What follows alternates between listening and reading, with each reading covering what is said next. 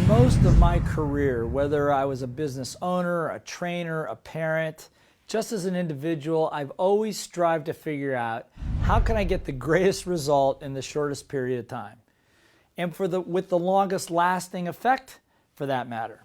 So if you're interested in this, this is a little bit of a review, but these are the 5 elements that will ensure peak performance on your team, for you as an individual, in your family, whatever it is you're trying to accomplish, whatever the task is. So again, think about this for a moment as we develop this.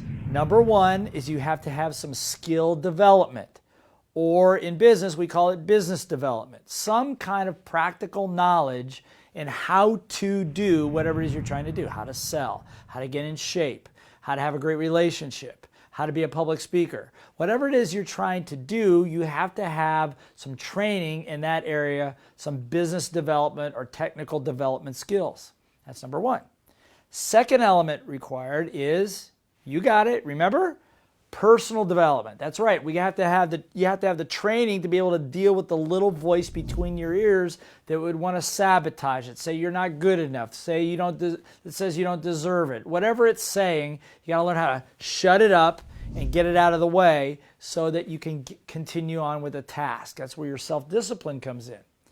Number 3, with the business development, with the personal development, you also have to have a high level of accountability.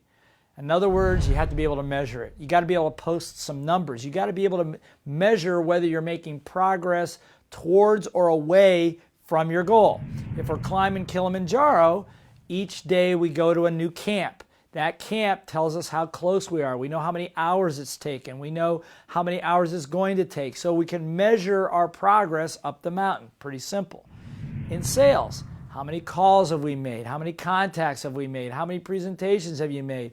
A way to measure not only the results, but to measure the steps in the process that get you to the result. For example, you want to be in great shape, you can measure how much you weigh, but you also have to measure your caloric intake, the number of days you work out per week, your resting heart rate, all of these things that add into you getting the ultimate result, which is being in shape.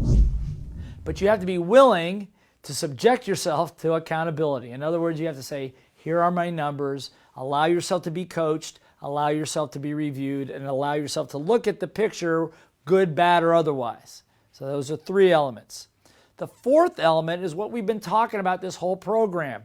Those 3 things, business development, personal development training, and exercises, as well as accountability, all have to be wrapped inside of a very strong context. That's right, an environment, a culture, a closed culture that doesn't leak out, that has no cracks in it, okay?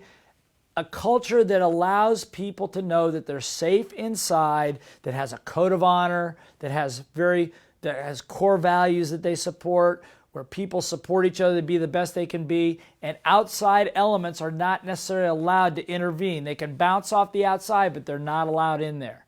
Okay, that would be like bringing somebody new to run the organization into your organization that is not familiar with your culture. That would create complete chaos until they're contextualized and indoctrinated.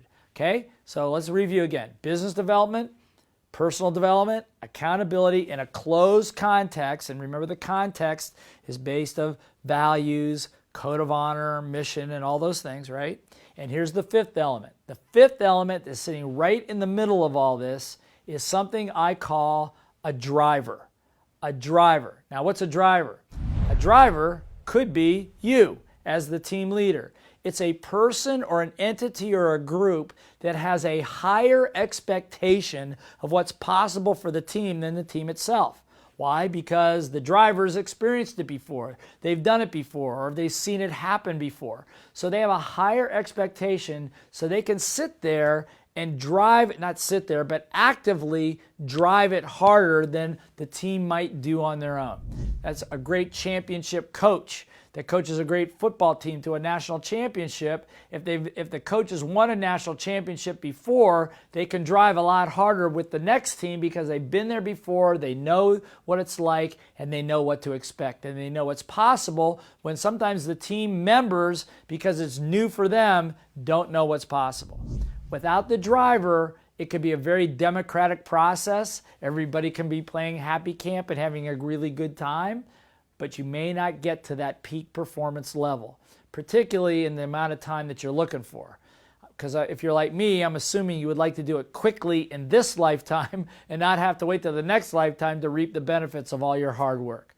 So reviewing again, business development, personal development, accountability, close context with code of honor, values, mission, and a driver in the middle that drives it. Now, are you going to drive it forever? Hopefully not. Hopefully the team then learns how to drive the next group of people, and your proteges and your team leaders can drive it as well, once they have the experience of knowing what's possible.